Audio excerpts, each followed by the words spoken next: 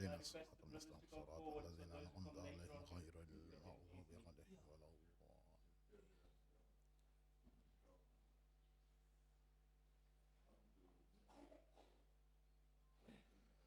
أعوذ بالله من الشيطان اللعين الرجيم. بسم الله الرحمن الرحيم. الحمد لله رب العالمين قاسم الجبارين مبير الظالمين مدرك الحاربين رب الشهداء والصديقين والصلاة والسلام والتحية والإكرام على الرسول النبي الأمي سيد الأنبياء والمرسلين خاتم النبيين شفيع المذنبين والمخاطب بطه وياسين أبي القاسم محمد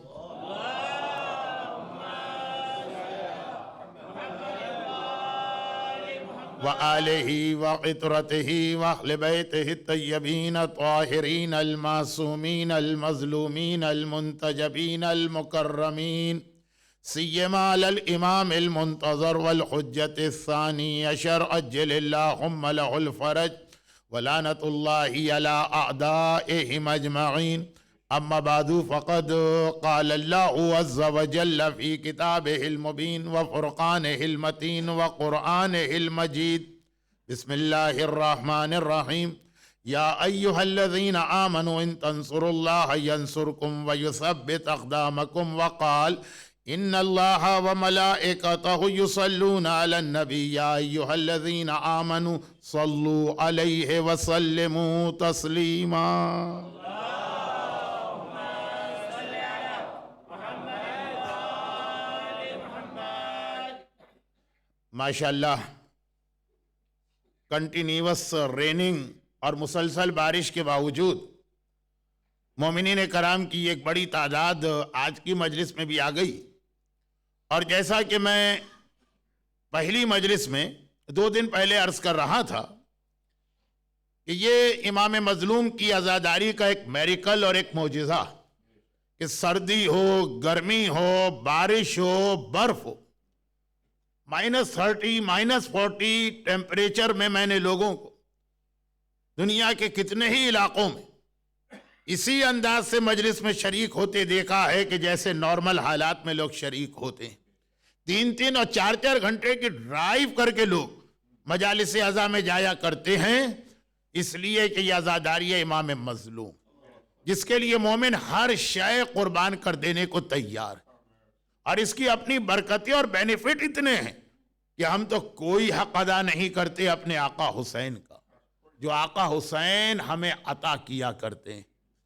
اور بہت ہی مختصر ایک بات یہ اس لیے عرض کر دوں کہ یسٹرڈے یعنی کل رات شب جمعہ ہونے کی وجہ سے ذرا سا ہم نے اپنے ٹاپک کو چینج کیا تھا اور جو باتیں ہمارے اس ٹاپک میں آگے چل کے آنے والی تھیں شب جمعہ کی وجہ سے اس کو میں نے ذرا سا پہلے شروع کر دیا تھا. ورنہ ہماری اصل مجلس جو پہلی رات کو ہوئی تھی اب اس کا جو کنٹینیوشن ہے اس کے اندر یہ ایک بات بھی واضح کر دی جائے کہ جیسا کہ میں نے پہلی مجلس کے آخر میں یہ عرض کیا تھا کہ عزاداری میں کوئی ایسی تبدیلی لانے کی کوشش نہ کی جائے کوئی ایسے ریفارم نہ کی جائے. ہاں جو فعل حرام ہیں جو گناہ ہیں جو کسی وجہ سے غیر شرعی باتیں کہیں کہیں آ گئی ہیں وہ ایک الگ مسئلہ لیکن اس کا بھی ایک طریقہ ہونا چاہیے جس سے عزاداری کو نقصان نہ پہنچے. یقیناً بعض جگہوں پہ عزاداری کے اندر خواتین کی بے حجابی آ جاتی ہے. بعض جگہوں پر عزاداری کے اندر کہیں کہیں کوئی آدمی نماز بھی قضا کر دیتا. کئی جگہوں پر عزاداری میں میوزک یا سانگز کا ردھم شامل ہو گیا تو وہ جو فعل حرام ہے وہ ایک الگ بات لیکن حرام چیزوں کو چھوڑ کر کوئی ضرورت نہیں ہے کہ ہم عزاداری کے حوالے سے اس قسم کے ریفارم کریں یا چینج کریں یا امینڈمنٹ کریں کہ جو ہمارے بزرگوں نے جنریشن سے عزاداری ہم کو دی ہے وہ ختم ہو جائے. جیسے نماز 1400 سال سے ایک ہی اس کا طریقہ چلا رہا اور آج کسی ینگسٹر کو یا یوتھ کو یا نیو ریسرچ اسکالر کو یہ پرمیشن نہیں کہ وہ یہ کہے کہ 1400 سال سے جو نماز چلی آ رہی ہے اب 21 سینچری اس کے ریکوائرمنٹس الگ ہیں، اس کا ایٹماسفیئر الگ ہے، اس کا طریقہ الگ ہے، اس کے اندر تھوڑی سی چینج لانا چاہیے۔ فجر کی نماز سمر کے اندر بہت ہی آکورڈ ٹائم پر ہوتی، اس لیے ہمیں اس نماز کے ٹائمنگ کے اوپر ریسرچ کرنا چاہیے اور دیکھنا چاہیے کہ آج کل کے اعتبار سے اسپیشلی مثلا انگلینڈ کے اندر نماز کے ٹائمنگ کیا ہونے چاہیے۔ ایسے کسی ریسرچ اسکالر کی ہم کو ضرورت نہیں۔ اور کربلا ایسے ہی لوگوں کے خلاف ایک کنٹینیوس جہاد ہے جو اس وقت سے شروع ہوا اور ظہور امام تک چلتا رہے گا۔ تو عزاداری کے انسٹیٹیوشن کو اسی طرح سے رکھیے۔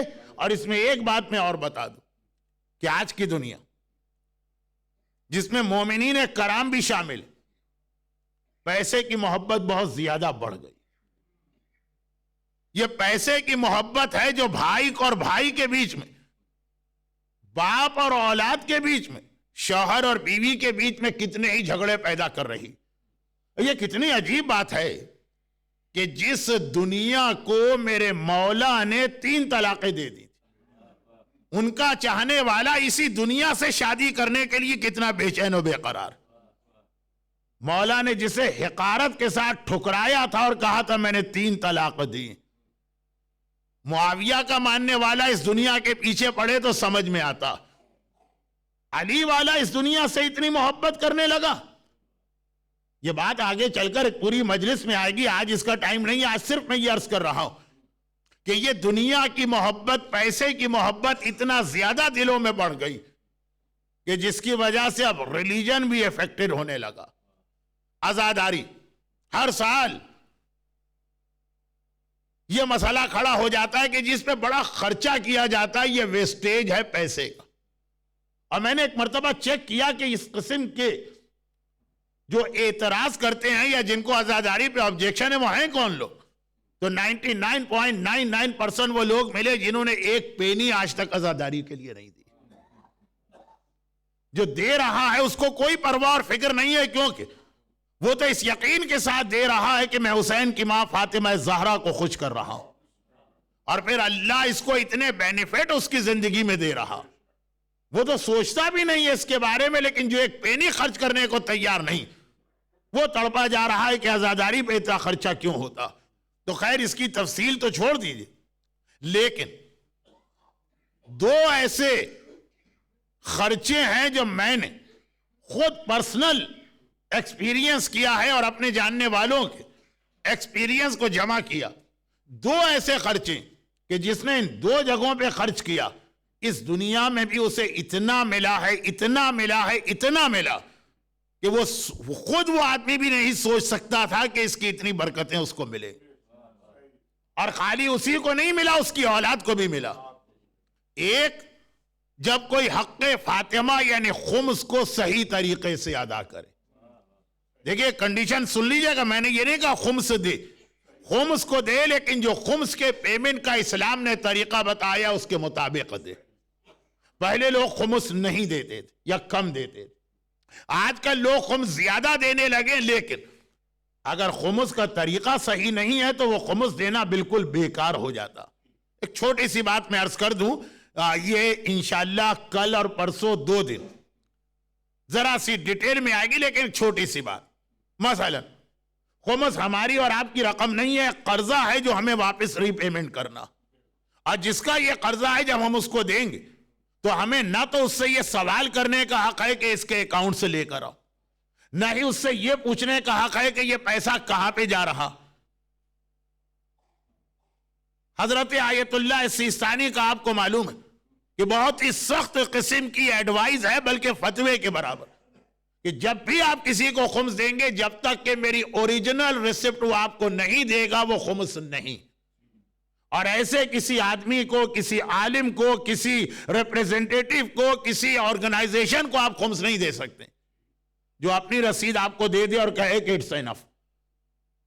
وہ ٹائم پیریڈ لے سکتا ہے کہ ہاں نجف یا قم میں آیت اللہ سیستانی کے آفس سے رسید آنے میں ٹائم لگے گا، لیکن جب تک کہ اوریجنل وہ رسید نہیں دے گا وہ خمس آپ کا ایکسپٹڈ نہیں۔ اب کتنے ہی لوگ ایسے کہ ان کو اس بات کی پرواہ ہی نہیں ہے کہ ان کا خمس جہاں جا رہا ہے وہ صحیح ہے کہ غلط۔ کسی نے آ کر کہا کہ ہم خمس لے سکتے ہیں، آنکھ بند کر کے دے دیا. یہ بہت ڈیٹیل ٹاپک ہے، لیکن ایک جملہ صرف اس لیے آ گیا کہ یہ غلطی آج کل ہماری کمیونٹی میں بہت زیادہ. اور دوسرا خرچہ، خمس آج کا ٹاپک نہیں، لیکن دو خرچے میں نے اپنی آنکھوں سے اپنی زندگی میں بھی دیکھے اپنے دوستوں کی. ایک خمس ملتا ہے اور ریٹرن میں اتنا ملتا ہے، اتنا ملتا ہے، اتنا ملتا کہ آدمی نے پہلے سوچا بھی نہیں ہوگا.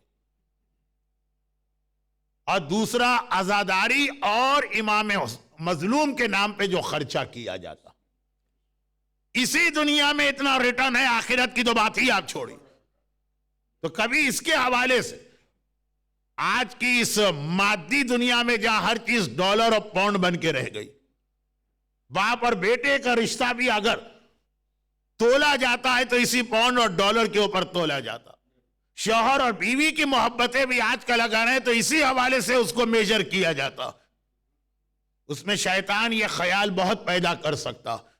یہ تو خیر عزاداری پہ خرچے کے حوالے سے میں نے بات کی، لیکن اصل چیز کہ کوئی ایسا ہمارا ایکشن نہیں ہونا چاہیے جو عزاداری کو کمزور کرنے کا سبب بنے. یاد رکھیں، عزاداری کمزور ہوگی نہیں، اس کا پروٹیکٹر امام زمانہ اس دنیا میں موجود ہے، لیکن ہم اپنا اس دنیا اور آخرت کا جو لاس کر لیں گے اس کی وجہ سے میں نے یہ بات کہی. اور یہی عزاداری ہے امام مظلوم. ہم سے ایک سوال یہ بھی کرتی کہ آقا حسین نے کربلا کے میدان میں جو قربانی دی، جس سیکریفائس کو آج ہم 14 سینچری کے بعد بھی اسی انداز سے منا رہے ہیں، تو آخر اس کا پرپس کیا تھا، اس کا مقصد کیا تھا، حسین کا مشن کیا تھا؟ اور کیا حسین کا یہ مشن خالی 61 ہجرہ کے لیے تھا کہ آج بھی چل رہا؟ کل رات شب جمعہ کی مجلس کچھ موت کا تذکرہ ہوا، لیکن اصل بات موت نہیں، اصل بات اسلام کا ایک پیغام، اور وہ یہ ہے کہ ہمیں اور آپ کو اللہ اور اللہ کے رسول پہ ہمیشہ ٹرسٹ کرنا. دیکھیں یزید بار بار کیا جملہ کہتا، وہ حسین کے اگینسٹ کوئی بات نہیں کہہ رہا. یزید کا کوئی ایسا آپ مجھے اسٹیٹمنٹ دکھا دیجئے، سرمن دکھا دیجئے جس میں اس نے حسین کے اوپر کوئی اعتراض کیا. یزید ڈائریکٹ اٹیک کرتا ہے یا قرآن پر یا رسول پر. لعبد بنی ہاشم بالملک فلا وحی جاء ولا ملک نزل. آئیے اوپنلی کہتا ہے دربار میں بیٹھ کر. ایک جملہ میں آج ایسا کہہ رہا ہوں جس کی ڈیٹیل کل اور پرسوں آئے گی، لیکن جملہ آج سن لیجئے، اس کی ڈیٹیل آئے گی. خیر یزید جو کہہ رہا وہ کہہ رہا یہ والا جملہ. یزید پر ہم کو اتنی حیرت نہیں ہے، وہ تو ہے ہی یزید.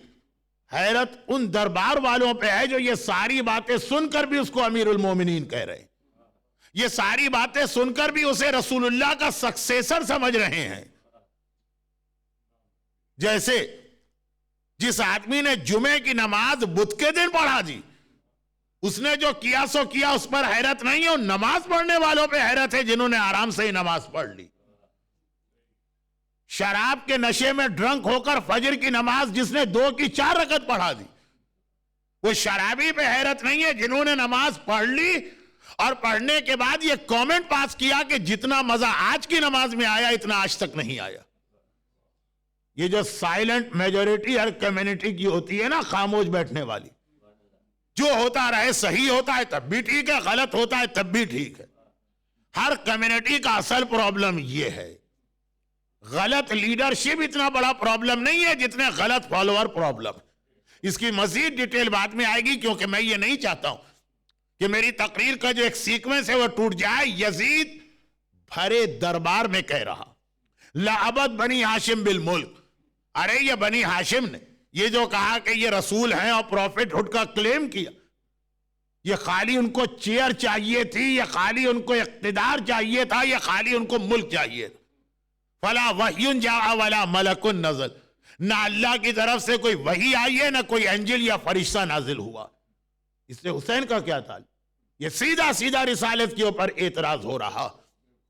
اور حسین کربلا کے میدان میں جگہ جگہ یہ بتا رہے ہیں کہ ایک یزید کا کیریکٹر ہے کہ جہاں محمد کی اس سچائی پر یزید اوپنلی کرٹیسائز کر رہا، جسے مکے کے کافروں نے بھی مانا تھا، اور ایک حسین تھے جو جگہ جگہ یہ کہہ رہے ہیں کہ میں اپنے نانا سے کیے ہوئے کمٹمنٹ اور پرومس کے لیے یہاں پہ آیا اور اپنی جان دے رہا ہوں۔ اتنا ٹرسٹ ہے حسین کو اپنے نانا پر کہ اس کے لیے اپنے 18 سال کے اکبر کو بھی قربان کر رہے، 6 مہینے کے اصغر کو بھی قربان کر رہے۔ یہ میدان کربلا میں ہمارے سامنے بالکل ڈیفرنٹ دو قسم کے کریکٹر آ رہے ہیں جس کا تعلق رسول کی پروفٹ ہوڈ کے حوالے سے، اور یہیں پہ میں سورہ احزاب کی اس آیت کو آج کے مجلس کا ٹاپک بنا رہا ہوں، جو مومن کو اتنی یاد ہے، اتنی یاد ہے، اتنی یاد کہ آیت ابھی کمپلیٹ بھی نہیں ہوتی ہے اور مومن اس آیت پر عمل کرنا شروع کر دیتا۔ ان اللہ و ملائکتہ یصلون علی النبی، یہ والی آیت ہر مومن کو اتنی یاد ہے کہ ابھی کسی نے یہ آیت اسٹارٹ کی اور آپ تیار ہو گئے کہ جب یا ایھا الذین آمنوا صلوا علیہ آئے گا تو آپ کو درود بھیجنا ہے۔ لیکن ہاؤ انٹرسٹنگ یا سرپرائزنگ کہ ایک آیت، دو چیزیں اس آیت میں آئی ہیں، دو آرڈرز اللہ نے اس آیت میں دیے۔ ایک آرڈر تو ہر مومن کو اتنا یاد ہے کہ گویا اس کے جینز کے اندر ہے، ادھر آیت شروع ہوئی، اس نے پہلے آرڈر پہ عمل کرنا شروع کر دیا، اور اسی آیت میں دوسرا آرڈر اس کے بالکل ساتھ آ رہا، اس کے بارے میں عمل کرنا تو چھوڑو، 90% مومن سوچتے بھی نہیں ہے کہ قرآن نے یہ دوسرا آرڈر کیا دیا۔ دیکھیے آیت کیا، یا ایھا الذین آمنوا صلوا علیہ، اے ایمان لانے والوں اس رسول پہ درود بھیجو۔ ہر مومن درود بھیجتا ہے، لیکن آیت یہاں پہ کمپلیٹ نہیں ہوئی ہے، آگے ہے صلو علیہ وسلموا تسلیما، اسی آیت میں ہے۔ ایسا بھی نہیں کہ دو ڈیفرنٹ جگہ پر ہو، ایسا بھی نہیں ہے کہ آیت کمپلیٹ ہونے کے بعد دوسرا آرڈر آیا ہو، ایک ہی آیت میں دو آرڈر آئے ہیں۔ ایک ہر ایک کو اتنا میمورائز ہے کہ جیسے ہی آیت شروع ہوگی آپ اللہم صلی علی محمد کہنا شروع کریں گے، اور اس کے ساتھ جو دوسرا آرڈر ہے سلموا تسلیما، اس پر عمل کرنا تو چھوڑیے، 90% مومنوں کو نہیں پتا کہ قرآن یہ کہہ کیا رہا۔ آئیے دیکھیے قرآن کیا کہہ رہا، اور برادر جعفر لاڈک نے ہمارے 3-4 بڑے بڑے علماء کا جو ایک ریفرنس دیا، اسی جملے کو میں دہراتا ہوں، بلکہ بعض علماء نے تو کہا یہ حدیث امام، ان القرآن یفسر بعضہ بعضا، قرآن اللہ کی وہ کتاب ہے جس کے ایک حصے کی تفسیر دوسرا حصہ کرتا۔ قرآن کی تفسیر قرآن ہی میں آپ کو مل جائے گی۔ ایک بات یاد رکھیے کہ آج کل یہ جو کمپیوٹر کا زمانہ آ گیا، اس نے بہت ساری خرابیاں بھی پیدا کر دی۔ قرآن ٹرانسلیشن کے ساتھ پڑھنے کی ایک اسپرٹ جو ہماری قوم میں پیدا ہوئی، اس نے کچھ خرابیاں بھی پیدا کر دی، اور وہ یہ کہ قرآن کی ایک آیت آپ کو کوٹ کر کے دکھا دی جائے کہ اللہ یہ کہہ رہا، آپ نے اچھی طرح چیک کیا، ہاں قرآن میں لکھا، گھر میں جا کے قرآن آپ نے کھولا کہ ہاں قرآن میں یہ لکھا، آپ نے اس کا ٹرانسلیشن پڑھا کہ ہاں قرآن یہی کہہ رہا، اور پتا چلا کہ عالم نے ممبر میں کچھ اور کہہ دیا، پتا چلا آیت اللہ سیستانی کا فتویٰ کچھ اور آپ کو نظر آ گیا، پتا چلا کہ مرحوم آغا خوئی کا نظریہ کچھ اور تھا، پتا چلا کہ رہبر انقلاب اسلام ولی امر مسلمین آیت اللہ خامنائی کچھ اور فرماتے ہیں۔ اب آپ کیا کہیں گے؟ آپ کہیں گے میں اپنی آنکھوں سے قرآن میں دیکھ کے آ رہا ہوں، میں نے خود قرآن کی آیت کا ٹرانسلیشن پڑھا ہے، وہ کچھ اور کہہ رہی۔ بہت ہی چھوٹی ایک ایگزامپل دیتا ہوں، مجھے خود معلوم ہے کہ یہ ایگزامپل پوری کریکٹ ایگزامپل نہیں، لیکن ٹائم کو بچانے کے لیے، کیونکہ اگر میں ان چیزوں کی ڈیٹیل میں چلا گیا تو آج کی بات رہ جائے گی، ان کی ڈیٹیل آگے آئے گی ایک خاص وجہ سے، لیکن آج نہیں، چھوٹی سی ایگزامپل۔ قرآن کہتا ہے کہ سود یا انٹرسٹ یا ربا حرام، لیکن اگر آپ کو مراجع کے فتوے میں نظر آ گئے کہ جی آپ کافر سے انٹرسٹ لے سکتے ہیں یا ربا لے سکتے ہیں، تو آپ نے خالی ٹرانسلیشن قرآن کا دیکھا ہے، یہ فتویٰ اس ٹرانسلیشن سے قرآن کی آیت سے آپ کو کنٹراڈکٹ کرتا نظر آئے گا، اور آپ کیا کہیں گے؟ آپ کہیں گے کہ ہم عالم کو مانے کہ اللہ کے کلام قرآن کو مانے؟ قرآن صحیح ہے، یہ سارے علماء غلط۔ شاید آپ کو یاد ہو کہ 2 سال پہلے جب میں نے لیسٹر میں اشرح زینبیہ پڑھا تھا، وہاں بھی ایک تقریر اسی عنوان سے تھی کہ آج کل ہماری مرجعیت کو ٹارگٹ بنایا ہے ساری دنیا نے مل کر۔ اس کا ریزن کیا ہے؟ کچھ اس دفعہ آیا, کچھ ابھی آئے گا, ابھی تو جسٹ سٹارٹنگ ہے ہمارے عشرے. مگر اس قسم کی ایگزامپل اینٹی مرجعیت لابی کو بہت ہی فائدہ پہنچاتی ہے. وہ ہمارے ینگسٹر کو, یوتھ کو بٹھا کے کہے کہ قرآن یہ کہہ رہا اور آیت اللہ السیستانی یہ کہہ رہے. قرآن زیادہ امپورٹنٹ ہے کہ آیت اللہ السیستانی زیادہ امپورٹنٹ؟ کیا وجہ ہے کہ ہماری ایک بچی ہماری ہے, مومن گھر میں پیدا ہوئی ہے, کوئی کافر نہیں ہے, وہ یہ کہتی ہے a crazy old man sitting in the Najaf spoiled our Eid. مومن کی بچی کہہ رہی ہے, مومن کی بیٹی کہہ رہی ہے. وہ دشمنان اسلام نہیں کہہ رہے, وہ تو بلکہ پریس کرتے ہیں کہ کتنا گریٹ ہے وہ مرجع. اتنا سمپل نجف کے چھوٹے سے مکان میں بیٹھا ہوا اور ساری دنیا کو اس نے ہلا کے رکھا ہوا, اور ہماری اپنی کمیونٹی کی بچی یہ کہہ رہی. نعوذ باللہ, اس کو ریپیٹ کرنا بھی توہین ہے. Crazy old man sitting in the Najaf. وہ اینٹی مرجعیت لابی. کچھ ایگزامپل اس نے اٹھا لی ہیں اور وہ رکھ دیتا ہے ان بچوں کے سامنے. آپ کو بھی نہیں پتا ہوتا کہ آپ کے بچے نے آج کیا ای میل پڑھی. آپ کو بھی نہیں پتا ہوتا کہ آپ کے یوتھ نے آج کون سی ویب سائٹ کو وزٹ کیا اور اس کے اوپر کیا زہر بھرا ہوا. یہ ساری چیزیں اپنے وقت پر آئیں گی. صرف ایک بات کے لیے کہہ رہا ہوں کہ اب اگر قرآن ایک بات کہہ رہا اور مرجع دوسری بات کہہ رہا, جب مرجع تک کو ہم چھوڑ دیں گے تو اگر مجھ جیسا اسٹوڈنٹ ممبر پہ کوئی ایسی بات کہے جو آپ کو قرآن کے کنٹراڈکٹ کرتی نظر آئے, مگر سوال یہ کہ قرآن کی ایک آیت پڑھ کے فیصلہ نہیں ہو سکتا ہے. ان القرآن یفسر بعضہ بعضا. قرآن کی ایک آیت کی ایکسپلینیشن آگے چل کے دوسری آیت میں آئی ہے, جب تک کہ قرآن کی تمام آیتیں 6666 فیمس ہے کہ قرآن میں اتنی آیتیں, ویسے ایکچوئل 6328 آیتیں. جب تک کہ یہ ساری آیتیں آپ کے سامنے نہ ہو, آپ کوئی ججمنٹ پاس نہیں کر سکتے کہ کس نے کیا فتویٰ دیا, وہ صحیح ہے کہ غلط. لیکن آپ خود ہی سوچی کہ ایک آیت آپ کے سامنے قرآن میں لکھی ہوئی ہے اور قرآن کہہ رہا لا ریب فیہ, اس میں کوئی ڈاؤٹ ہی نہیں ہے, تو آپ کو کیسے ڈاؤٹ آئے گا؟ نہیں, پہلے پورا قرآن آپ پڑھیں, پورا قرآن آپ کی میموری میں ہو. جب کوئی ایک آیت آئے تو اس سے ریلیٹڈ ساری آیتیں آپ کے پاس ہو, پھر جا کر آپ کو کوئی فیصلہ کرنے کا حق اور اختیار. لیکن یہ بیچ میں بات اس لیے آ گئی کہ آج کل مرجعیت کے خلاف یہ بات بہت زیادہ استعمال ہو رہی, اور اسی میں کبھی یہ بات بھی کہہ دی جاتی کہ جو قرآن کہہ رہا ہے مراجع اس کے اگینسٹ ہیں, اور جو قرآن نہیں کہہ رہا ہے مرجع اس کو ہم پر امپوز کر رہا ہے. یہ کب کہا جاتا؟ جب داڑھی کا مسئلہ آ جاتا.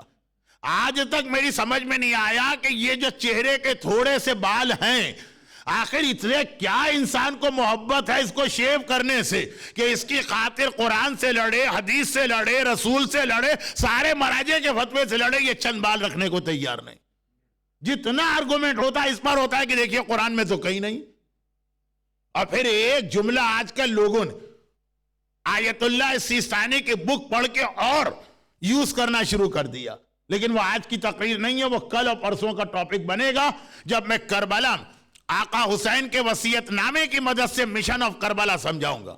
آج یہ اتنی بات صرف اس لیے آ گئی کہ قرآن ہی ایکسپلین کرتا ہے اپنی آیتوں کو. آیت درود کے اندر یہ آیت سورہ احزاب کی. سورہ احزاب ایک اتنا امپورٹنٹ سورہ ہے ان دا کانٹیکس آف عاشورہ. دیکھیں عاشورے کے کانٹیکس میں موسٹ امپورٹنٹ سورہ سورہ احزاب, اور اس کی ڈیٹیل کا وقت نہیں ہے, صرف اتنی سی بات کہ ایک ویک کے بعد جب آپ اعمال عاشورہ کریں, اعمال عاشورہ کی نماز میں سورہ احزاب پڑھنے کا حکم آیا ہے. ریکمینڈڈ سورہ ہے کہ نماز کے عاشورے کی نماز میں, اعمال عاشورہ کی نماز میں سورہ احزاب پڑھو. اسلام کا کوئی حکم وداؤٹ لاجک نہیں ہوتا. جیسے شب قدر میں آپ سنتے ہیں کہ قرآن نے اگر سورہ عنکبوت اور سورہ روم کی تلاوت کا آرڈر دیا تو کوئی تعلق ہے اس کا شب قدر سے. اسی طرح اگر عاشورے کے دن قرآن نے اسلام نے سورہ احزاب کا آرڈر دیا تو بہت امپورٹنٹ سورہ ہے سورہ احزاب, اور اسی کی یہ آیت ہے ان اللہ و ملائکتہ صلو علیہ پہ آپ عمل کرتے درود بھیج کر. سلموا تسلیما آپ کی لائف میں کہاں, جبکہ یہ آیت اتنا زیادہ پڑھی جاتی, لیکن ہمیشہ آپ آدھی آیت پہ رک جاتے ہیں, آیت کو کمپلیٹ کیوں نہیں کرتے؟ اور وہ سلموا تسلیما کیا؟ وہ یزید کا کہنا کہ محمد نے خالی چیئر اور تخت حاصل کرنے کے لیے ایک ڈرامہ کیا تھا, اور یہ حسین کا کہنا کہ میرا نانا سچا تھا, اس کے نام پر میں اپنی اولاد بھی قربان کر دوں گا. اور یہ دیکھیے بہت امپورٹنٹ حسین کا بتایا ہوا رول, مباہلہ. جہاں تک میری نالج ہے, ہو سکتا ہے کہ میں غلطی پر ہوں, لیکن لیسٹر کا یہ نیا امام بارگاہ لاسٹ ایئر 14 جنوری کو اس کی اوپننگ ہوئی, جو عید مباہلہ تھی.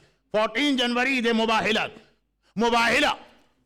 ابھی برادر جعفر لاڈک نے ایک اور حوالے سے مباہلہ کا ایک ریفرنس دیا. مباہلہ, عیسائی آئے تھے, کرسچن آئے تھے نجران سے, رسول سے آرگومنٹ کر رہے تھے کہ کرسچینٹی صحیح ہے کہ اسلام صحیح ہے, اور اس کے اندر بار بار ایک ہی بات ریپیٹ کر رہے ہیں کہ رسول کہتے تم عیسیٰ کو آخر خدا کیوں کہتے ہو؟ 3 in 1, وہ ہولی ٹرینٹی کا عقیدہ, عیسیٰ خدا کے بیٹے کیسے ہو گئے؟ تو ان کی ایک ہی دلیل تھی کہ عیسیٰ بغیر باپ کے پیدا ہوئے, اور یہ اتنا بڑا میریکل ہے کہ صرف اللہ کا بیٹا ہی ایسا ہو سکتا. اب دیکھیے آج تو بہت ہی ایزی ہو گیا, آج کی جدید ٹیکنالوجی اور سائنس نے بتا دیا کہ یہ بالکل ممکن ہے کہ آدمی سنگل پیرنٹ ہو, بایولوجیکلی بھی.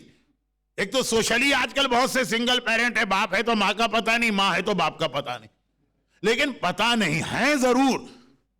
لیکن بیالوجی اور ترقی کر رہے ہیں, بغیر باپ کے بھی واقعاً ایک بیٹا پیدا ہو سکتا, بغیر ماں کے بھی پیدا ہو سکتا, بغیر باپ اور ماں دونوں کے بغیر پیدا ہو سکتا, جو اسلام میں کوئی اعتراض بھی نہیں ہے کلوننگ کا مسئلہ.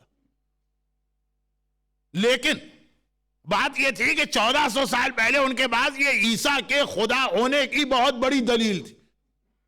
تو وہ جو آیت برادر جعفر لاڈک نے کوٹ کی کسی اور کانٹیکس میں, وہ اصل میں عیسائیوں کے اس آرگومنٹ کے جواب میں آئی تھی کہ عیسائی کہہ رہے ہیں کہ اللہ کا بیٹا باپ نہیں ہے تو اللہ ہی باپ ہوگا. اِنَّا مَثَلَ عِیسَىٰ عِنْدَ اللَّهِ كَمَثَلِ آدم, عیسیٰ کی مثال آدم جیسی. اگر عیسیٰ بغیر باپ کی وجہ سے خدا کے بیٹے ہو گئے تو آدم کو کیا کہو گے؟ تو اس کے تو باپ بھی نہیں ہے اور ماں بھی نہیں ہے, وہ تو عیسیٰ سے ڈبل افضل ہو گیا. لیکن پھر بھی کرسچن نے سنا اور نہیں مانا. اچھا یہاں پہ ایک چھوٹی سی بات اور عرض کر دوں, اس لیے کہ یہ بھی بہت امپورٹنٹ ہے, خصوصاً خوجہ اسناشری کمیونٹی کے لیے. وہ کیا امپورٹنٹ بات کہ اہل بیت کا اسٹیٹس بھی سمجھنا. پائٹی اور تقوی اپنی جگہ ہے, لیکن پہلے صحیح عقیدہ آتا. اہل بیت سے محبت وہ اپنی جگہ ہے, لیکن آپ مجھے بتا دیجئے کہ اہل بیت سے محبت کون نہیں کرتا ہے سوائے خارجیوں کی. ہر مسلمان کہتا ہے میں اہل بیت سے محبت کرتا ہوں, ان کے اسٹیٹس کو سمجھ کے محبت کرے. مباہلے کے لیے صرف ایک جملہ کہہ رہا ہوں, ٹاپک سے ہٹنا نہیں چاہتا ہوں, لیکن ایک جملہ وہ یہ کہ کرسچن رسول سے آرگومنٹ کر رہے ہیں, پیغمبر ان کو جواب دے رہے ہیں. آج ایسا ہوتا ہے نا کہ کوئی یوتھ یا کوئی ینگسٹر آتا ہے, ہم سے بات کرتا ہے, ہم اس کو کنونس نہیں کر پاتے. لوگ کہتے ہیں مولانا آپ کی نالج بہت کم ہے, یہ یوتھ بہت زیادہ آج کل ویل نالجیبل ہے, آپ ان کو کنونس نہیں کر سکتے. رسول اللہ سے زیادہ نالج تو کسی کی نہیں. عیسائیوں کو کنونس نہ کر سکے رسول. خالی رسول ہی نہیں, اللہ بھی بیچ میں انٹر ہو گئے. قرآن کی آیتیں نازل ہونے لگی, قرآن کی آیتیں سن کے بھی عیسائی کنونس نہ ہوئے. لیکن جب مباہلے کے میدان میں 24 ذی الحجہ کو, آج بھی مدینے میں مباہلے کا میدان موجود, جب کبھی حج اور عمرے پہ جائیے تو مباہلے کی زیارت ضرور کیجیے گا, اس لیے کہ وہاں کی دعا اتنے جلدی ایکسپٹ ہوتی ہے کہ وہابیوں تک نے وہاں کی مسجد کا نام رکھا ہے مسجد الاجابہ, جہاں کی دعا فوراً قبول. جائیے اور جا کے اس کی زیارت ضرور کیجیے, اس کو مس نہ کیجیے گا. اور بہت دور بھی نہیں ہے, مسجد النبوی کے بالکل سامنے ود ان واکنگ ڈسٹینس. بات بہت زیادہ پھیل رہی ہے, میں اس کو سمیٹتا ہوں.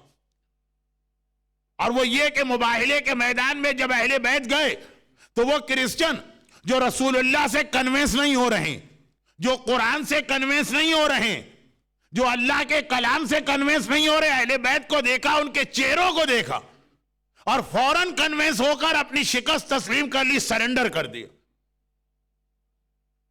اب ذرا سوچیے کہ قرآن ہے, رسول پڑھ کے سنا رہے ہیں. دیکھیے قرآن سے زیادہ کمپلیٹ کوئی نالج نہیں ہے, رسول سے زیادہ قرآن کا بہترین کوئی ریسائٹر نہیں ہے. بیسٹ ریسائٹر ہے اور بیسٹ بک ہے. رسول سناتے رہے اور ایک دن نہیں, ایٹ لیسٹ 26 days. لیکن کرسچن جو تھے وہ کنوینس نہیں ہو رہے. اہل بیت کو دیکھا فوراً کنوینس ہو گئے.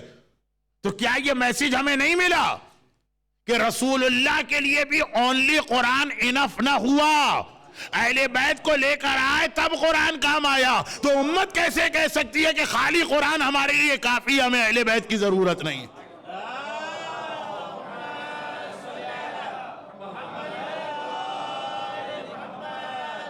قرآن بغیر اہل بیت کے اٹس ناٹ انف. اور چونکہ داڑھی کہاں ہے قرآن میں, اس کا جواب ہی یہ ہے کہ قرآن وداؤٹ اہل بیت انکمپلیٹ ہے. اہل بیت کا کلام بھی دیکھنا پڑے گا جو بات کا ٹاپک بنے گا, لیکن آج ہی میں نے اس کا ایک پوائنٹ آپ کو دے دیا, غور کیجئے گا. لیکن ایک بات اور سنی جو اصل جس کی وجہ سے یہ مباہلے کی بات آئی ہے, میں ٹاپک سے ہٹا نہیں, وہ بات ہی آئی کہ مباہلہ یہ طے ہو گیا. مباہلے کے معنی فیس ٹو فیس کھڑے ہونا اور ایک دعا کرنا اللہ سے کہ ہم میں جو جھوٹا ہے اس پہ اللہ کی لعنت آ جائے. یہ اسلام میں ایک طریقہ ہے کبھی حق اور باطل, رائٹ اور رانگ کے ڈیسیژن. اب وہ ڈیٹیل چھوڑیے, کرسچن نے جس رات کو مباہلہ ہوا, یعنی یہ ڈیسائیڈ ہوا کہ کل مباہلہ ہوگا, رسول تو آئے اپنی بیٹی کے گھر میں, چادر کسا کو اوڑھا اور حدیث کسا اس رات کو نازل ہوئی, اور ادھر کرسچن نے اپنی میٹنگ کی مدینے کے اندر, اور اس میٹنگ میں انہوں نے ایک بہت ہی کامن سینس کی بات کو سامنے رکھ کر ایک ڈیسیژن لیا. کامن سینس کی بات یہ تھی کہ کل ہم یہ دیکھیں گے کہ رسول اللہ اپنے ساتھ کس کو لے کر مباہلے کے میدان میں آ رہے. اگر اپنے کمپینین اصحاب کو لے کر آئے تو ہم بھی میدان میں آئیں گے, فیس ٹو فیس کھڑے ہوں گے اور اللہ سے یہ دعا کریں گے کہ جو جھوٹا ہے اس پہ اللہ کی لعنت آئے. لعنت مینس عذاب آئے. اور اگر رسول اپنی اولاد کو لے کر آئیں گے تو پھر ہم میدان میں نہیں آئیں گے اور مباہلہ نہیں کریں گے. اور ریزن اس کا کیا دے رہے ہیں, یہ کرسچن 1400 سال پہلے کے, لیکن بات کامن سینس کی, وہ یہ کہ اگر رسول اللہ کو اپنے سچائی پر 1% بھی ڈاؤٹ ہوگا تو اپنے دوستوں کو تو رسک میں لا سکتے ہیں, اولاد کو رسک میں لے کے نہیں آئیں گے. اگر اولاد کو لے کے آئے دیٹ مینس اس رسول کو 100% اپنی سچائی پہ یقین ہے. ہم کل یہ دیکھیں گے کہ رسول دوستوں کو لا رہے ہیں کہ جگر کے ٹکڑے کو لا رہے ہیں. اور جب یہ دیکھا کہ رسول اولاد کو لائے تو اسی وقت سرنڈر کر لیا کہ اولاد کو لانا دیٹ مینس رسول کو اپنی سچائی پہ یقین ہے, ورنہ آدمی خطرے میں یا ڈینجر کی جگہ پہ اولاد کو نہیں لے جا سکتا. یہی رول کربلا میں آ گیا. حسین کو اگر 1% بھی اپنے نانا کی سچائی میں شک ہوتا تو خالی اصحاب کو لے کے آتا, اولاد کو مدینے میں چھوڑ کے جاتا. اور لوگ ایڈوائز بھی کر رہے تھے. دیکھیں ایک مسئلہ تو یہ ہوتا ہے کہ حسین خود روک دیتے, نہیں, حسین کے پاس ایکسکیوز بھی تھا کہ بھائی میرے خاندان کے بزرگ کہہ رہے ہیں حسین تم جاؤ, بیویوں کو لے کے نہ جاؤ, بچوں کو لے کے نہ جاؤ. خاندان کے بوڑھوں نے کہا, مدینے کے دوستوں نے کہا, راستے میں ملنے والے ہر آدمی نے یہ ایڈوائز کی. حسین کہہ بھی سکتے تھے کہ اتنے سارے لوگ مجھ پر پریشر ڈال رہے ہیں, ان کا نام بھی سن لیجئے پریشر ڈالنے والوں کا. اس میں عبداللہ ابن عباس بھی آتے ہیں, حسین کے بہت ہی قریبی صحابی اور فرسٹ کزن. اس میں ام سلمہ بھی آتی ہیں, رسول خدا کی ویڈو. اس میں ام البنین بھی آتی ہیں, جناب عباس کی مادر گرامی. اس میں ام ہانی بھی آتی ہیں, مولا علی کی بڑی بہن, حسین کی پھوپھی. حسین ان کا نام لے سکتے تھے کہ بھئی خاندان کے بڑے کہہ رہے ہیں کہ اپنی بچیوں کو اور عورتوں کو لے کے نہ جاؤ, مگر اتنا حسین کو اپنے نانا کی سچائی پہ یقین ہے. ساری کائنات غلط ہو سکتی ہے, میرا نانا جھوٹ نہیں بول رہا تھا جب وہ اپنے آپ کو رسول کہہ رہا تھا کہ میں اپنے نانا کی سچائی کے لیے اپنے اکبر و اصغر تو صحیح, اپنی زینب اور اپنی سکینہ کو بھی لے کے میدان میں آؤں گا.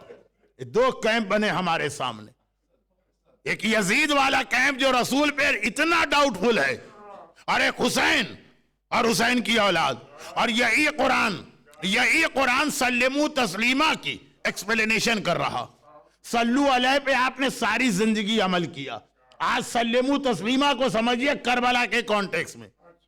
سورہ احزاب میں ہمیں آرڈر ملا, سورہ احزاب میں ہمیں آرڈر ملا سلمو تسلیمہ, اور سورہ نساء نے یہ بتایا کہ سلمو تسلیمہ کہتے کسے ہیں. What is the meaning of سلمو تسلیمہ؟ سورہ نساء.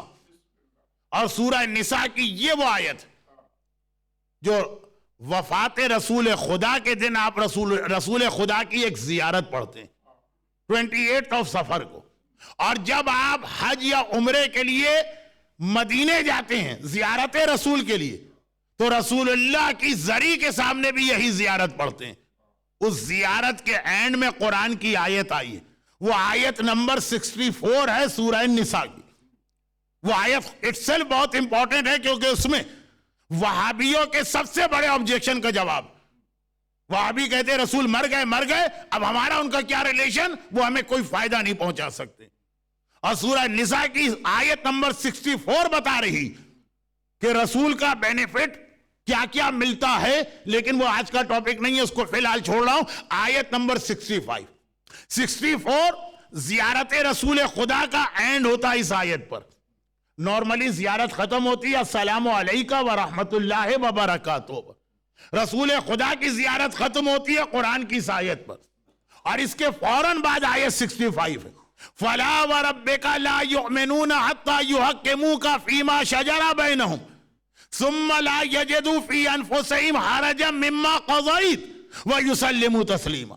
وہی لفظ آ گیا جو قرآن نے سورہ احزاب میں ہم کو آرڈر دیا, سورہ نساء نے اس کو ایکسپلین کیا. کیا ترجمہ ہے؟ صرف آیت کا ترجمہ سن لیجئے, itself a complete message. یہ آیت خود ایکسپلین کر رہی ہے کہ واٹس our ڈیوٹیز ٹوارڈ رسول. کربلا کا میدان اسی آیت کی ایک تصویر بن گیا.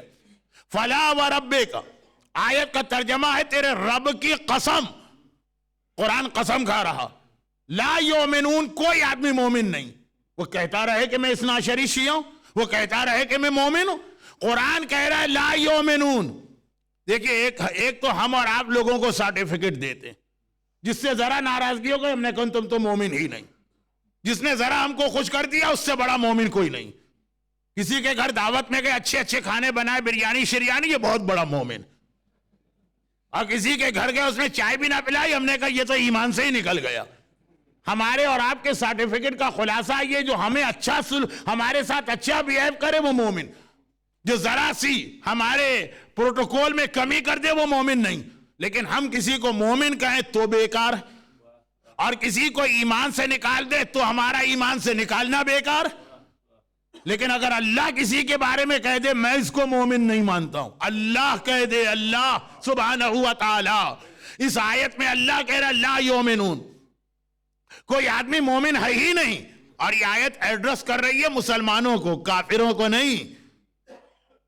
لا یؤمنون حتی یحکموک فیما شجر بینہم, جب تک کہ اپنے اپنے ڈسپیوٹ میں آئے رسول وہ تجھے جج نہ بنائے. جب کبھی ان کے درمیان ڈسپیوٹ ہو وہ صرف یہ دیکھے کہ رسول اس بارے میں کیا فیصلہ کرتے. ثم لا یجدوا فی انفسہم حرجا مما قضیت, اور پھر جب تو کوئی ایک ججمنٹ دے دے کہ مسٹر اے صحیح, تو مسٹر بی کے دل میں ذرا سا ڈاؤٹ بھی تیرے ججمنٹ کے بارے میں نہ آئے. آنکھیں بند کر کے جو تو نے کہا وہ کہے کہ یہ سچ. رسول کو جب تک کہ یہ سٹیٹس آپ نہ دیں کہ ثم لا یجدوا فی انفسہم, دل میں بھی رسول کے بارے میں کوئی بدگمانی یا غلط قسم کا ڈاؤٹ نہ آنے پائے. جیسے میں اکثر کہتا ہوں, اس کی ایک چھوٹی سی ایگزامپل سن لیجیے. یہ ایگزامپلس ہیں آج کے دن, ان میں سے ہر بات آگے چل کے ایک مجلس بنے گی, کیونکہ ہمارے پرابلمز, مرجعیت پہ اعتراض ہمارا آج کا بڑا پرابلم. جو چاہیے قرآن میں چاہیے, حدیث امام کی تو کوئی امپورٹنس ہی نہیں ہے, یہ ہمارا دوسرا بڑا پرابلم. اور ویمن لبریشن اور ویسٹ میں بیٹھ کر عورتوں کے رائٹس, یہ ہمارا تیسرا بڑا پرابلم. فیملی لائف ہماری ٹوٹ رہی ہے. تو اب اس لیے ایک ایگزامپل خالی آج آ رہی ہے, مجلس اپنے سیکوینس میں آگے بڑھ رہی ہے, بیچ میں کچھ ایگزامپل. دیکھیں قرآن نے کہا کہ رسول کے حکم کو مانو, اور دل میں بھی یہ خیال پیدا نہ ہو جائے کہ رسول نے آخر اس کو کیوں دے دیا, ہمیں کیوں محروم کر دیا.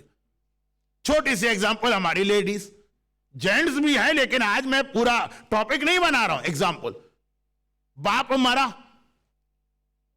یہ بھی اس کا بیٹا ہے، یہ بھی اس کی بیٹی. بیٹا اور بیٹی کا اپنے باپ سے بالکل ایکول ریلیشن. اور اسلام، کل بھی آپ نے انگلش لیکچر میں سنا اور میری اردو تقریر میں، عدالت. اسلام میں عدالت کی بہت امپورٹنس. یہ بیٹا ہے، یہ بیٹی. عام نارمل زندگی میں بیٹے اور بیٹی کے درمیان فرق کرنا حرام اور گناہ. بلکہ روایتوں میں یہ ہے کہ بیٹی کو زیادہ رسپیکٹ دو بیٹے سے، اس لیے کہ بیٹا اللہ کی نعمت ہے اور بیٹی اللہ کی رحمت ہے. نعمت کے بارے میں قرآن کہتا ہے لَتُسْأَلُنَّ يَوْمَئِذٍ عَنِ النَّعِيمِ. قیامت میں نعمت کا جواب دینا ہے، رحمت کا کوئی جواب نہیں ہوتا ہے، بغیر حساب اللہ دیتا ہے. بیٹی کی زیادہ عزت کرو. امام معصوم اپنے گھر میں باہر سے کوئی گفٹ لے کے آتے ہیں، پہلے بیٹیوں کو دیتے ہیں اور بعد میں بیٹوں کو دیتے ہیں. اور پھر ایک اور اس کے اندر چیز آ جاتی ہے، اور وہ یہ کہ چھٹے امام کے حالات میں ہے کہ کئی بیٹے، اب بیٹا اور بیٹی کو چھوڑ دیجئے، خالی بیٹے.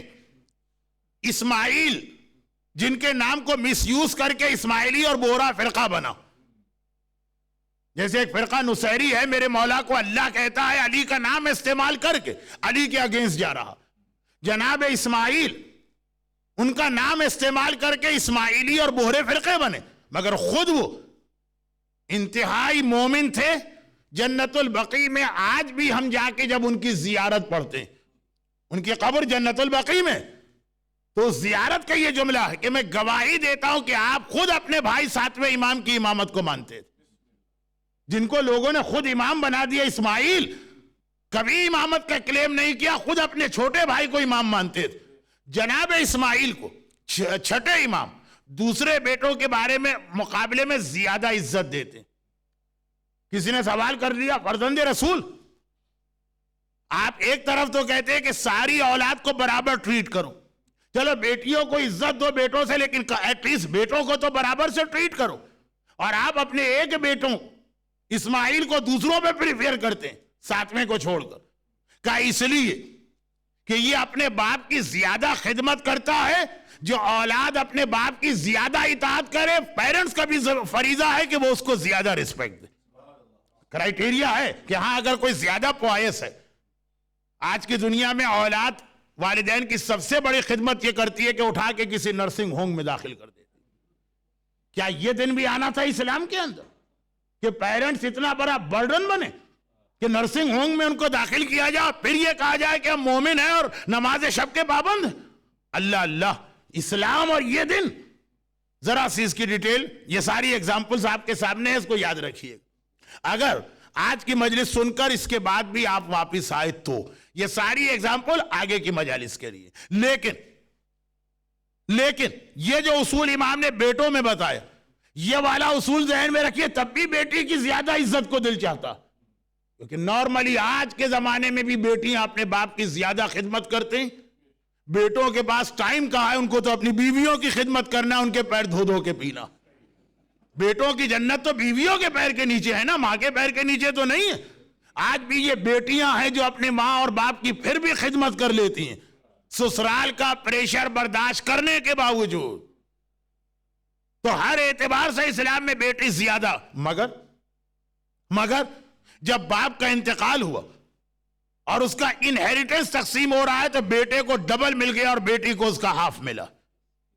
یعنی اگر ویسٹرن میڈیا کی لینگویج میں بات کی جائے تو discrimination only on the basis of gender, صرف اس لیے کہ یہ بیٹی ہے یعنی یہ لڑکی ہے، اس کو آدھا حصہ مل رہا. اسلام نے یہ بھی نہیں کہا کہ ساری اولاد دیکھو جو زیادہ باپ کی خدمت کرتی تھی اسے زیادہ دو، دوسرے کو کم نہیں. بیٹا کتنا ہی نالائق کیوں نہ ہو، ایون باپ نے اس کو آنکھ بھی کیوں نہ کر دیا ہو، وہ ڈبل حصہ لے کے جائے گا اس بیٹی سے جس نے آخری وقت تک اپنے باپ کی خدمت کی اور نرسنگ کی. اب دیکھیے کتنا عجیب لگے گا ایک عورت کو. ہمارے یہاں انڈیا اور پاکستان کے ماحول میں، وہاں بھی آج کی ہماری ینگ لڑکیاں اس پہ سیٹسفائی نہیں.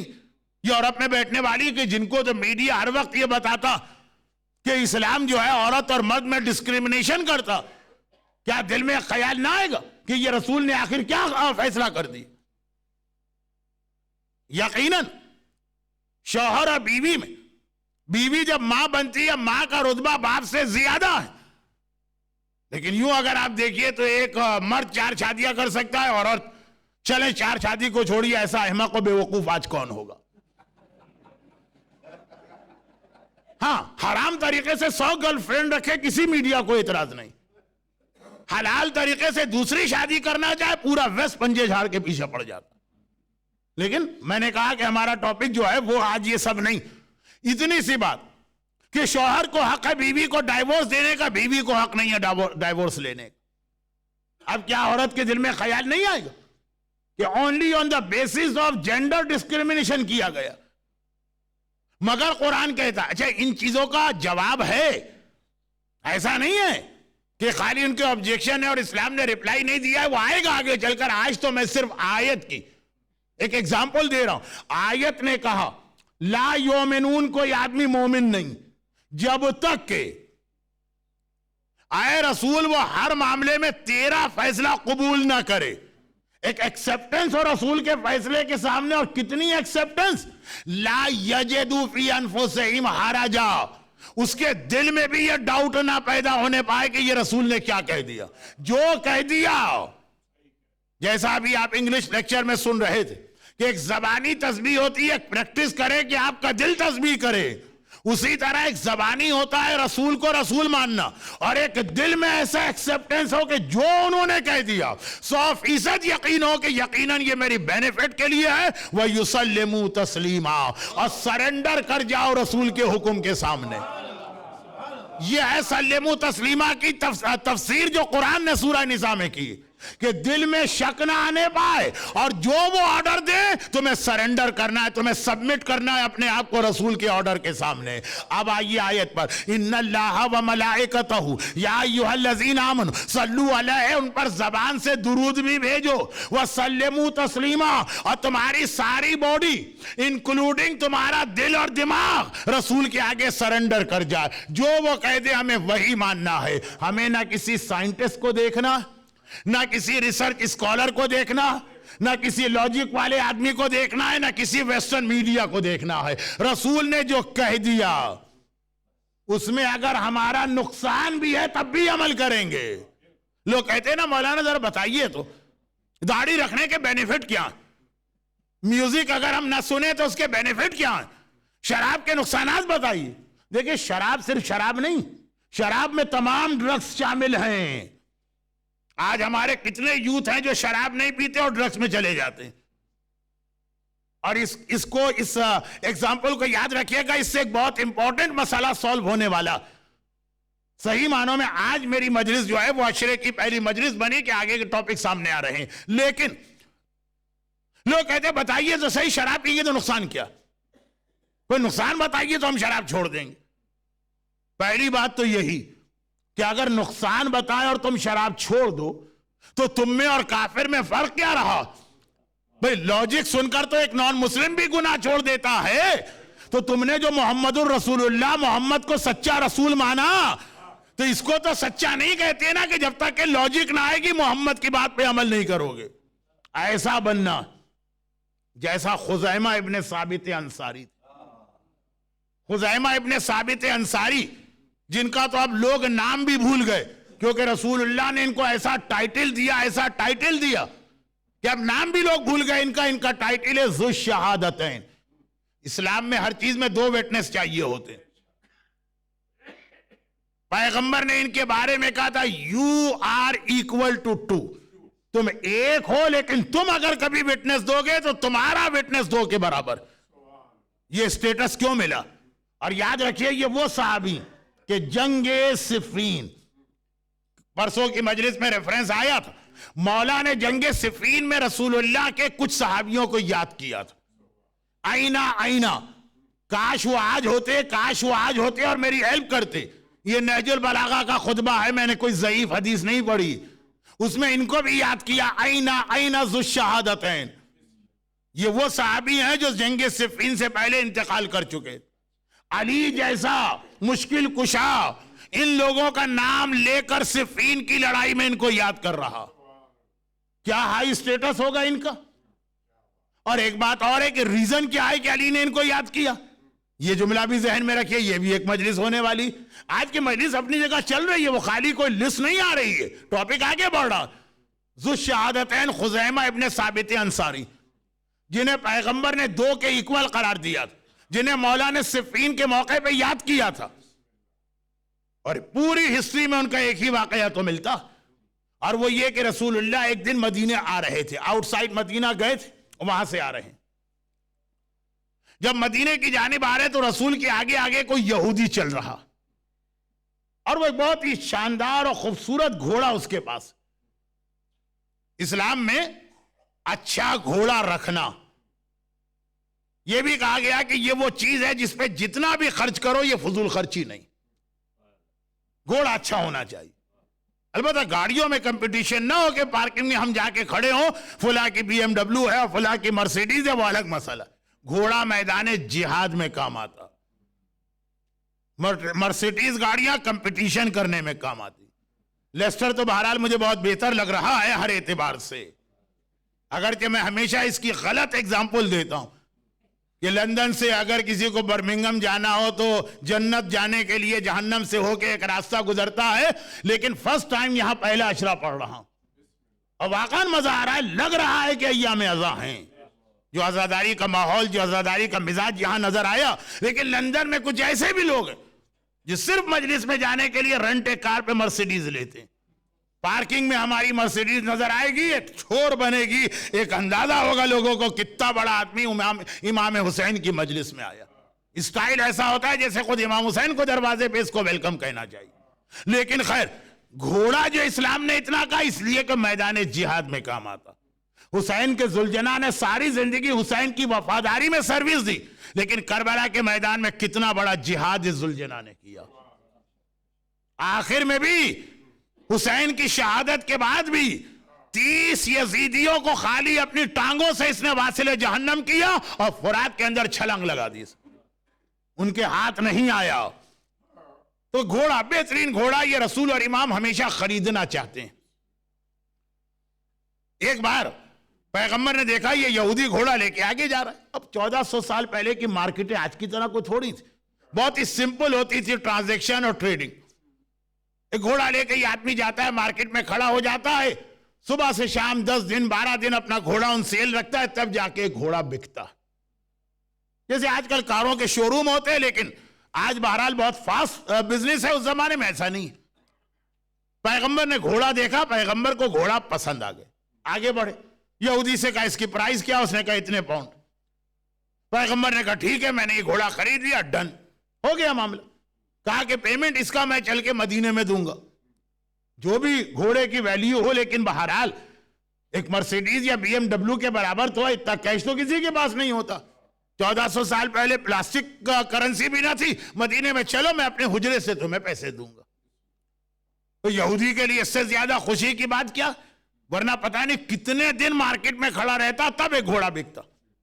چنانچہ خوشی کی وجہ سے وہ فاسٹ ہو گئے, جلدی سے مدینے جائے, ہینڈ اوور کرے پیغمبر کو گھوڑا, پیسے لے گھر جا کے آرام کرے. تو وہ رسول اللہ سے پہلے مدینے کی مارکیٹ میں انٹر ہوا. اب جو دوسرے لوگوں نے گھوڑا دیکھا ان کو بھی پسند آ گیا. ہر ایک آدمی آ کے کہنے لگا کتنے کا ہے گھوڑا, اس نے پرائز بتائی, دوسرے نے زیادہ بڑھا دی, تیسرے نے اور بڑھا دی. جب چیز کی ڈیمانڈ ہو تو قیمت بڑھ جاتی, آخر اس کے دل میں لالچ آ گئی. اور جو سب سے ہائیسٹ پرائز دے رہا ہے اس نے اس سے کہا اچھا یہ گھوڑا میں تمہیں دیتا ہوں. اتنے میں رسول اللہ بھی آ گئے پیچھے سے. ایک بار رسول نے یہ دیکھا, رک گئے اور کہا یہ کیا کر رہے, معاملہ تو ہو چکا ہے, ڈن از ڈن, یہ میری چیز ہے, تم تو خالی امین ہو, امانت ہے تمہارے پاس, ہینڈ اوور کرنا, کیش لے کے جانا. اب وہ کہنے لگا کہ نہیں, کوئی ایسا معاملہ ٹرانزیکشن نہیں ہوا, تم نے خریدا ہی نہیں, میں نے بیچا ہی نہیں, تم نے خالی پرائس پوچھی تھی, اور یہ ڈیسائیڈ ہوا تھا کہ مدینے کی سٹی میں پہنچ کے ہم فیصلہ کریں گے, میں نے گھوڑا نہیں بیچا. پیغمبر کے لیے گھوڑا کوئی مسئلہ نہیں, ساری کائنات ان کے تصدق اور طفیل میں بنی. لیکن ایک مسئلہ ہوتا ہے حق کی خاطر ریزسٹ کرنا, ظالم کو یہ چانس نہ دینا کہ آج تم پر ظلم کیا, تمہاری شرافت کی وجہ سے کل دوسرے پہ ظلم کرے گا. اسی لیے مولا کی حدیث ہے کہ جب کوئی تم پر ظلم کرے تو معاف کر دو، لیکن اگر وہ کمینہ آدمی ہے تو معاف نہ کرنا، اور اگر ایسا آدمی ہے کہ تم معاف کرو گے وہ تو سمجھے گا تم ویک ہو، اس لیے وہ اور دوسرے پہ ظلم کرے گا، تو برابر سے اس کو جواب دو۔ پورے کانٹیکس میں بیٹھ کے اسلام کو سمجھنا ہوتا ہے، ایک حدیث پکڑ کے دوڑنا نہیں۔ دیکھیں اسلام میں معافی کا کتنا حکم ہے، لیکن یہ بھی آرڈر ہے کہ ہر جگہ معافی نہیں ہے، یہاں پہ معاف نہیں کیا جا سکتا۔ یہ آج رسول اللہ سے فراڈ کر رہا ہے، کل پتہ نہیں مدینے میں کتنے اور آدمیوں سے فراڈ کرے گا۔ پیغمبر کا مسئلہ گھوڑا نہیں ہے، حق کی خاطر پیغمبر ریزسٹ کر رہے ہیں، کہا کہ تو غلط کہہ رہا، معاملہ ہو گیا تھا، ڈن ہو گیا تھا، صرف پیمنٹ کی بات تھی، اس کے دل میں تو پیسے کی محبت آ گئی، کہا نہیں آپ جھوٹ بول رہے ہیں۔ اچھا ہم یہودی کو پھر بھی تھوڑا سا گریس مارک دینے کو تیار، وہ پیسے کی خاطر رسول کی بات نہیں مان رہا۔ جب ہم ایک مومن کو کہتے ہیں جو اپنے آپ کو اہل بیت کا ماننے والا کہتا ہے، اور تھوڑے سے خمس کے پاؤنڈ بچانے کے لیے کبھی اہل بیت کا انکار کرتا ہے، کبھی خمس کا انکار کرتا ہے، کبھی مرجے کا انکار کرتا ہے، یہ تو مومن ہے نا۔ اس کا یہ کلیم ہے کہ آل محمد پر میری جان قربان، لیکن پاؤنڈ دینے کو تیار نہیں ہوں، تو وہ تو پھر بھی یہودی ہے، اس نے تو رسول سے کبھی محبت کا دعویٰ بھی نہیں کیا۔ لیکن رسول وہاں میدان مدینے کی مسجد کے باہر جو میدان تھا جہاں مارکیٹ لگتی، صرف ان لوگوں کے لیے جو حج اور عمرے پہ گئے، جو مناقہ کا میدان، یعنی جہاں مسجد علی ہے اور مسجد غمامہ اس کے سامنے والا میدان، جسے آج کل سعودی حکومت ہیریٹیج سٹی کہہ کے دوبارہ ریکنسٹرکٹ کر رہی، وہ جگہ پیغمبر نے کہا نہیں میں نے خرید لیا۔ پھر اس نے کامن سینس کی ایک بات کہی، یہودی نے کہا اگر آپ نے خرید لیا تو کوئی وٹنس لائیے۔ یہ بات بالکل صحیح ہے کہ اگر ایک آدمی ایک دعویٰ کرے تو وٹنس لانا۔ پیغمبر اتنی دیر میں بہت بڑا کراؤڈ آ گیا تھا، مارکیٹ میں تو ہر وقت لوگ رہتے ہیں، یہاں تو رسول اللہ کو آرگومنٹ کرتے دیکھا سارے مسلمان آ گئے، کہا یا رسول اللہ کیا میٹر کیا؟ پیغمبر نے کہا مسئلہ یہ کہ میں نے اس یہودی سے گھوڑا خریدا، اب مجھے ایک وٹنس چاہیے، تم میرے لیے وٹنس بنو گے؟ وہ گھبرا گئے، یا رسول اللہ میں بہت سچا آدمی ہوں، آج تک میں نے جھوٹ نہیں بولا، جب میں نے ایک چیز دیکھی نہیں تو کیسے وٹنس بنوں؟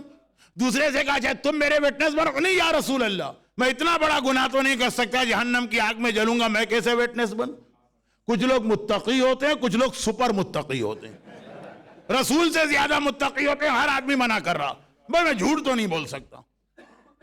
اتنے میں خزیمہ ابن ثابت انصاری وہاں سے گزر رہے ہیں، وہ رک گئے، یا رسول اللہ کیا بات؟ کہا کہ گھوڑا میں نے خریدا، یہودی کہہ رہا ہے میں نے نہیں خریدا، مجھے وٹنس چاہیے۔ خزیمہ نے کہا میں آپ کا وٹنس بنتا ہوں، میں گواہی دیتا ہوں کہ گھوڑا آپ نے خریدا۔ اچھا مسئلہ گھوڑے کا نہیں تھا، پیغمبر کو اس سٹوری میں کئی میسیجز ہم کو دینا تھے۔ ایک میسیج یہ دینا تھا کہ اگر اس طرح کا کوئی ظالم ہو جیسے یہودی ہے اس کو ریزسٹ کرو۔ ایک میسیج یہ دینا تھا کہ ہر مرتبہ سرنڈر نہیں کرنا ہے، کبھی حق کے لیے جہاد کرنا ہے۔ ایک میسیج یہ دینا تھا کہ خزیمہ سے کہا دیکھیں رسول اللہ کو تو خوش ہو جانا چاہیے نا کہ میرا ایک وٹنس آ گیا، مجھے گھوڑا مل گیا، نہیں، پیغمبر نے الٹا کراس کوسچن خزیمہ سے کر لیا۔ جن لوگوں نے منع کر دیا تھا رسول نے ان سے کچھ نہیں کہا، جو رسول کے فیور میں گواہی دے رہا رسول اسی پر الٹ پڑے، کہا کہ اے خزیمہ تم کیسے وٹنس بن رہے ہو؟ تم تو تھے ہی نہیں جب یہ ٹرانزیکشن ہوا اور ڈیلنگ ہوئی، تم نے تو دیکھا ہی نہیں، جب دیکھا نہیں تو گواہی کیسے دے رہے ہو؟ اب یاد کیجئے ایک حدیث مولا کے بارے میں بھی، کیا حدیث ہے کہ ایک بار حضرت عمر کے زمانے میں ایک آدمی آ گیا، کچھ الٹی سیدھی باتیں کرنے لگا۔ وہ کہنے لگا کہ میں بغیر ذبح کیے ہوئے کھا لیتا ہوں اور بغیر دیکھ